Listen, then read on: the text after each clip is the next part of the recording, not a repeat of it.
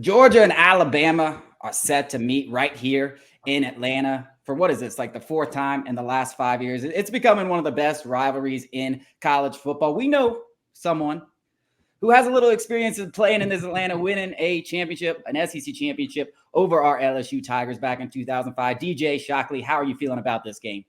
What up, fellas? Good to be on with you, and I feel good about it, man. I think I feel good about it because of the way Georgia's played all year. I think the fact they've had some really trying games throughout the season. They had to go through some adversity. They've been down. Crazy stat is they said Georgia has been down in 7 out of 8 of their SEC games, and at the end of the day, you end up being still 8-0 in the SEC and 12-0 now heading into Alabama. But we know Alabama's a different animal, as you guys know. You guys see them every year. But yeah, it's gonna be a tough one, man. It's gonna be one I think everybody's looking forward to. It may be one of the most anticipated games of the weekend because of what could happen at the end when it comes to the CFP. Yeah, I think, you mentioned they've been behind 7 of those 8. And I think a good reason why they win all those games is because Carson Beck, Mike Bobo, and this Georgia offense are absolutely lethal. Top 5 in the country in most categories. They're explosive. They're efficient. And I think I've said this multiple times. I think this Georgia Bulldogs receiving corps is the best that this school has ever seen. They are deep. They're elite. Ladd McConkey, Brock Bowers, they're going to be back. I want to also flip aside to Alabama's got an impressive secondary. They've got guys in the trenches that are going to play on Sundays. This is strength on strength to me, where Georgia's offense is their strength and Alabama's defense is their strength. Georgia's front 5 are absolutely stunning. Those big uglies up front have kept Carson Beck clean. But on the flip side of things, what do they have to do, in your opinion, to keep him upright and get the ball to his playmakers? Because this Alabama defense is for real. Yeah, no doubt about it. I think the number one thing is they got to win first down because you talk about all those dudes up front. Dallas Turner, got to be honest, that dude's a beast, man. That dude can get after the quarterback. He's got 8 sacks on the season and is a game record. They got, a bunch of tackles for loss on the season. But Georgia's done a good job of keeping Carson Beck upright. He's been sacked 10 times all year, as opposed to you look on the other side, and Alabama been sacked 39. So there's a big disparity in the two. And, of course, a lot of that is Milroe running around and taking some sacks and all that kind of stuff.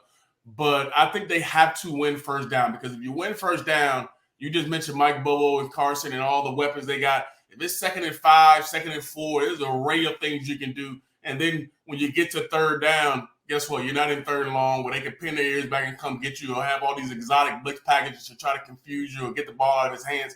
This will be a big-time game for first down execution. If Georgia can have success on first down, that will be huge because we know Alabama wants to get after you and force the ball out of Carson's hand. But you mentioned it. There's a lot of dudes that's making a lot of plays for Georgia. They got 7 dudes who got 20-plus receptions on the season. They got 5 dudes over 350 yards. So that tells you how Carson's done such a good job of distributing the football to all these different guys, and it's going to be fun to watch that matchup because you're right. It's going to be strength on strength.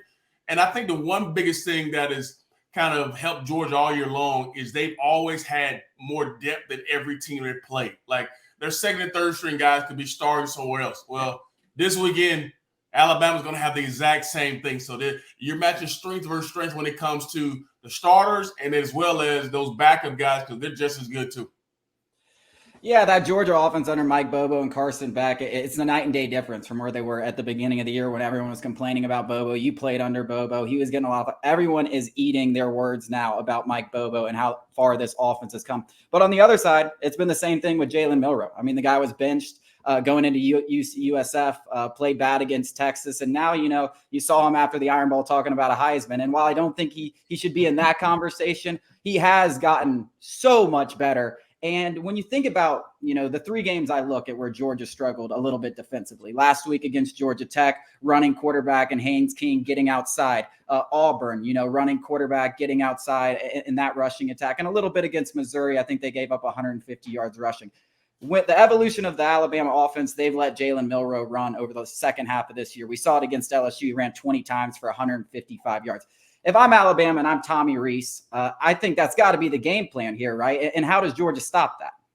And that's the interesting part about it is usually Kirby's got into the mindset of like Saban over the years, like whatever you do best, I'm going to take away. So I guarantee you, Kirby's going to have a plan for Milroe and his running and creating, because he's talked about it all week about how he runs and he pump fakes. I mean, he's looking at little details like that when he takes off, the things that they have to worry about. So I think how they rush Milroe would be a big part of this game. But we got to be honest, he's going to make some plays. He's going to get outside the pocket. He's going to run. He's going to make some plays. He's going to, extend some plays with his arm and legs. But you can't allow him to do that for 4 quarters. And I think that's the thing that I think will kind of go in the favor of Georgia is, can he do that for 4 quarters? Can he run around and make plays and get hit like I know Georgia's going to want to do? They're going to tell their players every time he has the ball in his hand, we want to punish him. And can that be something that he does for 4 quarters? I'm not sure he will or can in his ball game, but who knows? He has done some crazy stuff over, this last season, even last week with the 4th and 31 against Auburn, how crazy that was. So he's found ways to get better. I think a lot of his interceptions were early in the season. I know he had a couple of them versus Texas and, that week 2 or 3 matchup it was. But you look down the year, he does such a great job. But his legs absolutely would be a big part of it. Dude's got 12 touchdowns on the year rushing. That tells you how good he's been. But this is going to be one of those matchups where you have to make sure you know where he's at all times. And quarterbacks who've beaten Georgia over the years, who have this kind of dual threat or who has played really well. You think about it, Joe Burrow back in the day, Tua's done it. Jalen Hurts was a guy who can move around.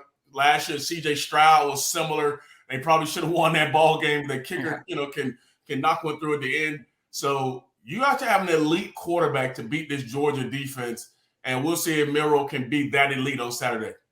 Yeah, Chase mentioned earlier the evolutions of both of these offenses, really. They both started the year kind of sluggish, and I think obviously they were on different trajectories in terms of the ceiling of Carson Beck versus Jalen Milroe. But I think that also illustrates the margin of error between these two teams. I think the margin of error for Georgia is far greater than Alabama's. Carson Beck can play from behind. They can also probably play from ahead, whereas Alabama probably wants to muck up this game, go through your head. If you were on the other side of the ball, if you were Alabama, what would you try and do to attack this Georgia team, offensive and defensively?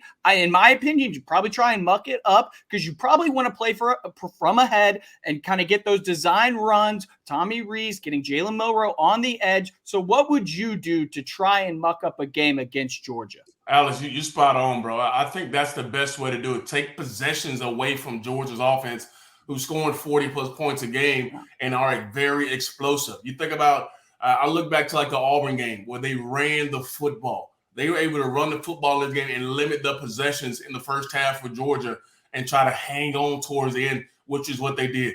Look what Missouri did. They had the same thing.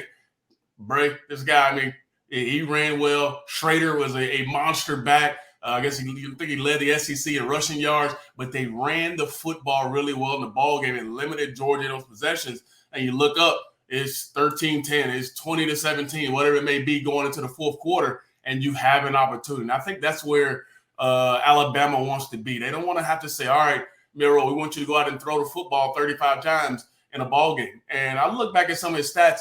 He only has one game where he has over 20 completions. He had 21 versus Texas A&M, which was the only game he threw for 300 yards. Every other game he's thrown between his 13 and 17 completions in the ball game. And I think that's the kind of comfort zone that they want Milroe to be in. They don't want him to have 35, 40 attempts in a ball game where more things could happen. So I think ground control, similar to what Georgia wants to do, be good on 1st and 2nd down, because Georgia on 3rd down is unbelievable. They will get after it. I think that they're especially on the offense side, I know they're number 1, and I think on defense they're like top 10 in teams converting 3rd down on them. So you don't want to get in 3rd and long versus Georgia's defense. So I think the only best way for Alabama to do is control the run game and take away possessions from Georgia and keep that thing close to the 4th quarter where your quarterback, can run around or he can make some plays for you, and there you go.